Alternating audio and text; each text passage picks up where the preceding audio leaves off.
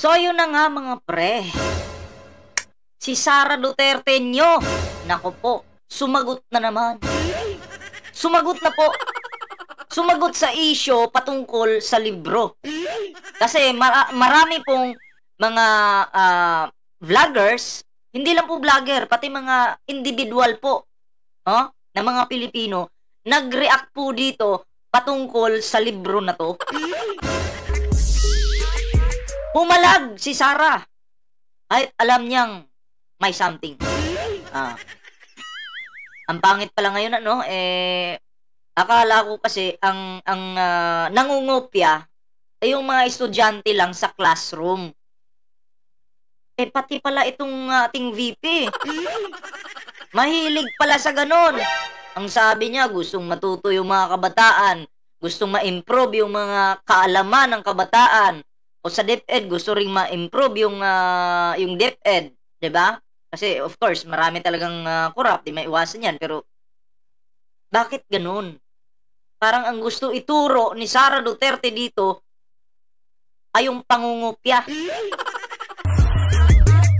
Kasi kung mahal mo talaga yung mga bata, ikaw mismo ang mag-iisip kung ano yung ilalagay mo sa libro na yan. Hindi yung kukopyahin mo lang. K.O. Kala ko ba mahal nyo yung kabataan? Akala ko ba mahal mo? Pero anong nangyayari dito, Sara Duterte? Parang gusto mong i-promote yung pangungopya. Anyway, sumagot na po itong si Sara Duterte, mga pre. Patungkol dito sa libro na, ito po yung libro, hindi po yan.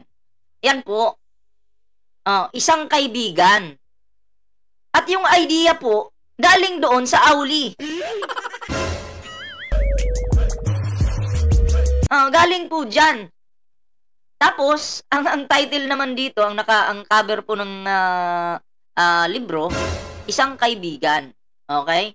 So ngayon, babasahin po natin yung sagot ni Sara Duterte patungkol sa issue na to. Vice President ka, tapos ganyan ka?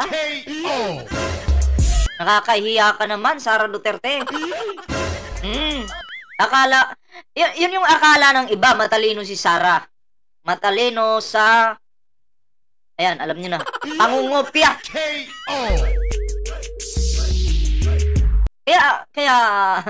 Kaya yung iba, hindi ko alam bakit proud na proud sa Vice President na to. Diba?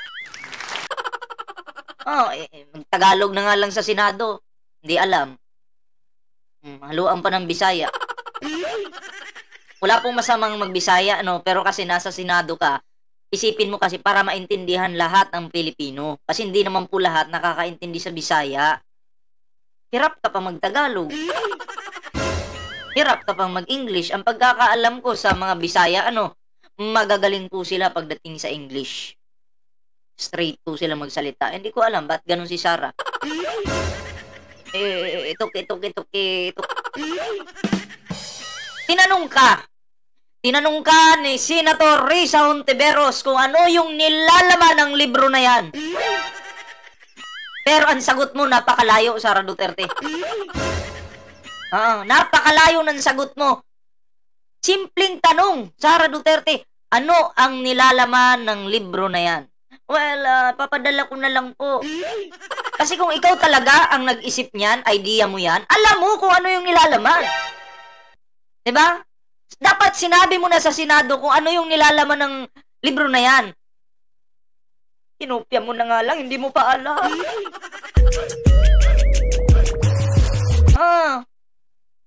Diba? Kahit ako, gagawa ko ngayon ng sarili kong libro. Mag-iisip ako ng idea ko. Isusulat ko dyan. Pag tinanong ako, anong nilalaman ng libro mo? Alam ko. Alam ko yung kwento. Diba? Pwede, kung gusto mo, isa-isahin ko pa detalye by detalye, diba? Ganun yun. At saka Senado yun. Dapat nga proud ka na pinag-uusapan yung libro na yan na ginawa mo. Kaso, malabo kang maging proud. Kopya Kinuha mo yung idea dun. Idea ng iba, nilagay mo sa libro mo. Anong tawag dun? pagnanakaw po ng idea ng iba. Yung mga gumagawa ng ganyan, ha? Kumukuha ka ng idea ng iba na hindi nila alam, tapos ilalagay mo sa libro mo, ay tapos tayo dyan. Hindi magiging proud yung mga Pilipino sa'yo. Bagkus, isusuka ka pa. Anyway, eto na. Basahin po natin yung sagot ni Sara Duterte sa issue na to. May sagot agad. Kala mo talaga, no? Pagdating sa rebuttal, magaling to si Sara eh. Pang-rebat pala ito. Ito na po. Ayan, sabi niya dito, ito Republic of the Philippines Office of the Vice President. Ito yung mensahe. Pahayag ukol sa paninirang puri gamit ang aligasyong plagiarism. Grabe, paninirang puri. Ito kasi Sara, pag-aralan mo yan. Yung auli na yan. Pag-aralan mo siguro. Baka nakalimutan mo na nangupya ka. Diba?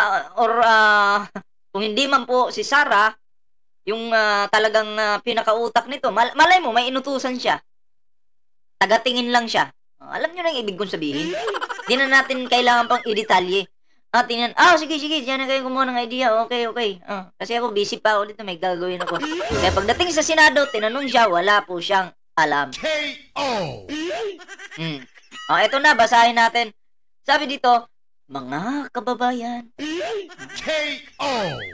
napakadaling sumulat ng maikling kwento batay sa sariling karanasan.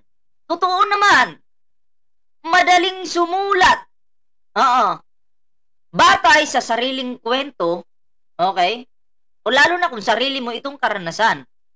Ang tanong, tinanong ka ni Senator Risa Hontiveros kung ano yung nilalaman ng libro na yan.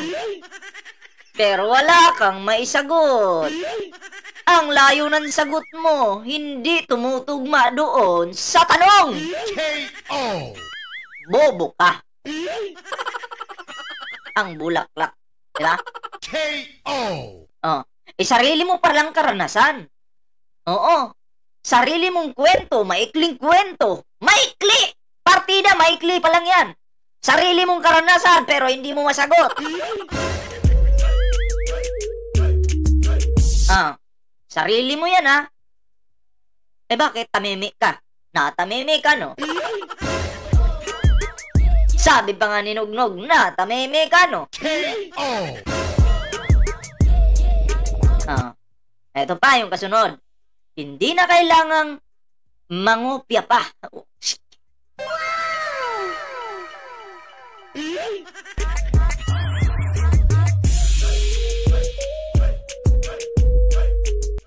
Ano ito? Nasa gilid ko ngayon.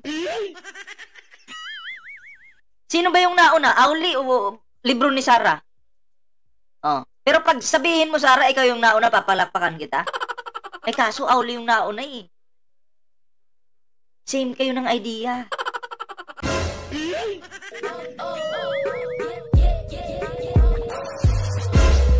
Hindi daw kailangan mangupya pa. Ito. Ang proyekto ay para mahikayat ang mga bata na mahalin ang pagbabasa at sumulat ng sariling kwento. Fake news ka na naman. Hindi naman talaga yun yung hangarin. Sige, pagpalagay natin, yun yung hangarin.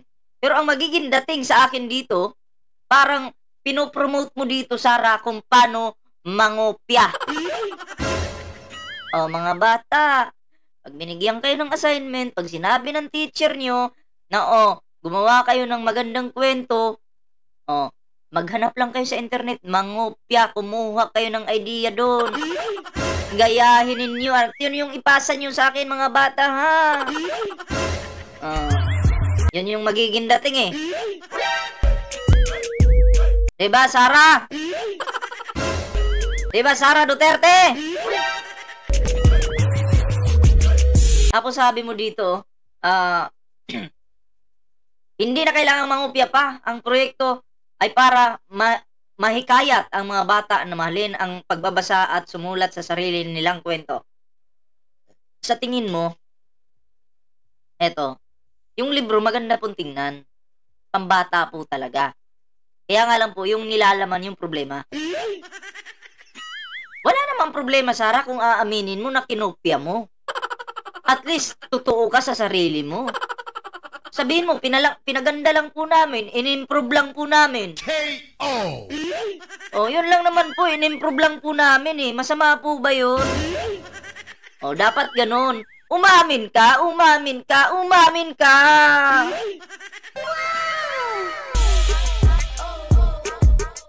Ah.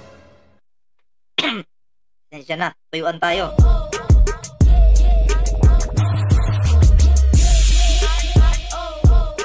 At sa tingin mo makakabuti ito sa mga kabataan?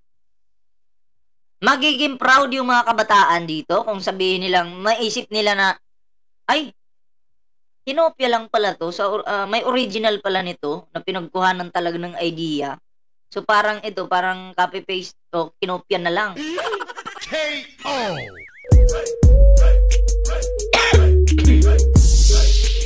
Natuyuan na naman tayo.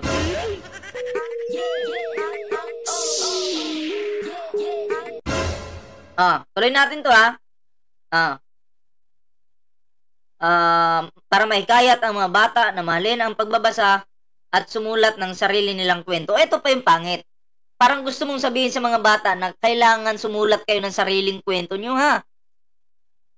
Huwag nyo akong gayahin. Kasi ito, hindi ko ito sariling kwento eh. KO. Hindi ko ito yung sariling kwento. Diba? Kinupya nga eh. Ako, may anak ako. Tapos makuha ko tong libro ni Sarah na ganito, susunugin ko po yan. Ang ipapabasa ko po sa mga anak ko, yung original. Diba? Hindi ko alam kung ipupush pa nila to.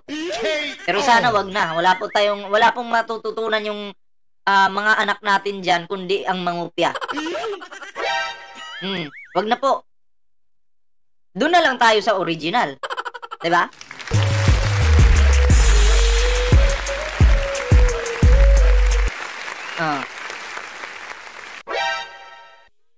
English po kasi yung tinagalog. Galing naman. Pwede pala akong gumawa din ng sarili ko eh. Maghanap ako ng mga English books. Pagawa ako ng sarili ko. Kung may pera ako, may budget ako, pagawa ako, tapos i-translate ko lang.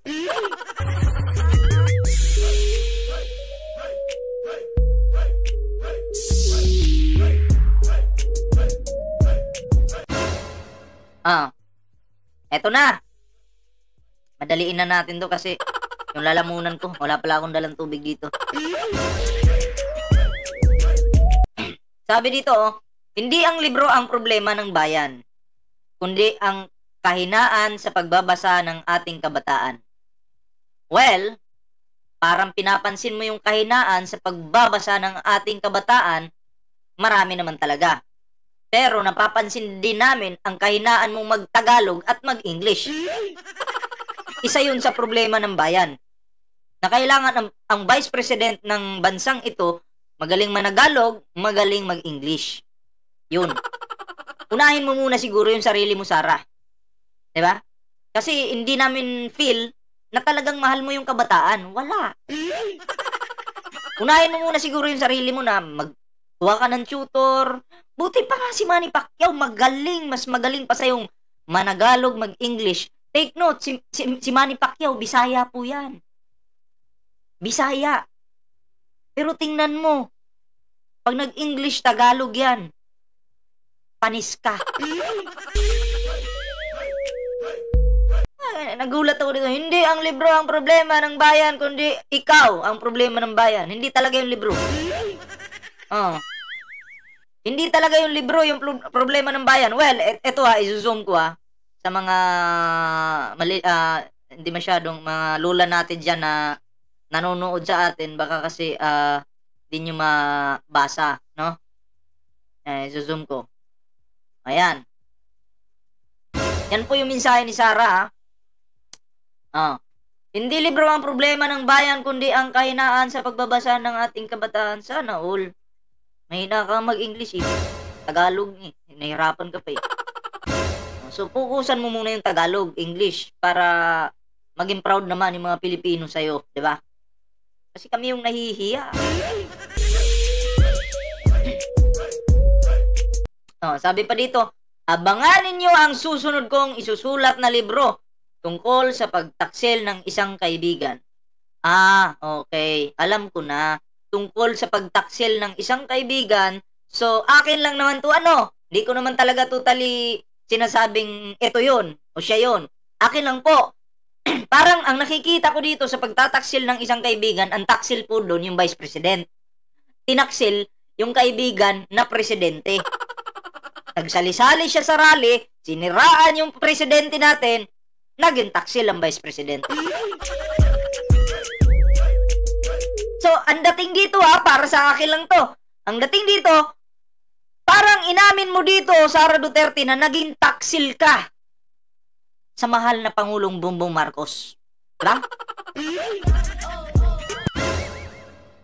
Gawan mo yan ng kwento na isang vice president nagtaksil sa presidente, sumali sa mga pautog rally, nagrally-rally doon, sinuportahan yung mga taong nag-akusa na bangag yung Pangulo, minura yung Pangulo, o diba?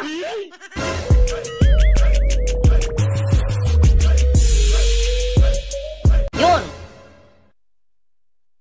Diba? Maganda yan. Gagawa daw pulit. Abangan daw natin, sabi niya.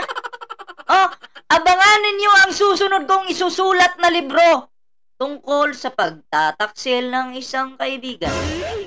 So, ibig sabihin may isusulat pa. Meron pa buko dito. Wait lang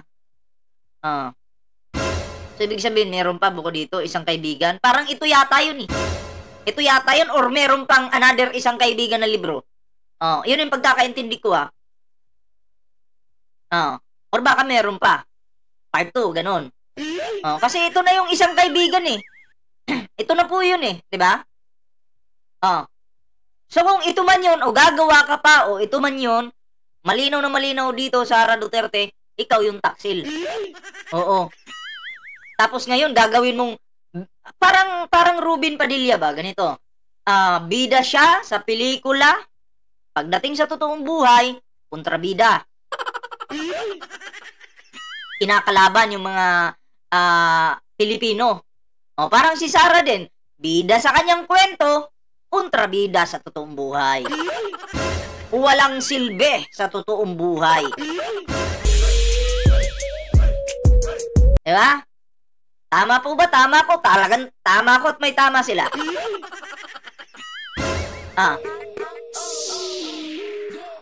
Alam mo, lahat ng mga nilalabas mo, Sara Duterte, ay sampal sa'yo yan. Sabi mo, hindi ka interesado.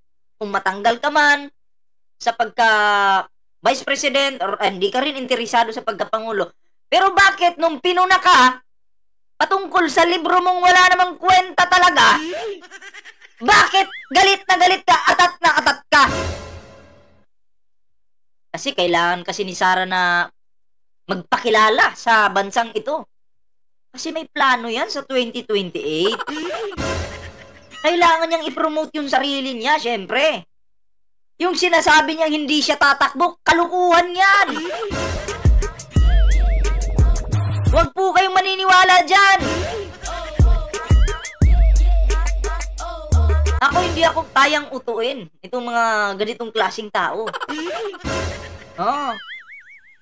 Diyan pa lang sa sinasabi nila na hindi ako tatakbo. Tapos tumakbo pala. Diyan mo mapapatunayan na sinungaling sila. Katulad ng tatay niya. Tatay niyang si Rodrigo Rua Bastos Duterte. Rodrigo Rua Bastos Ulyaning Duterte. O, diba?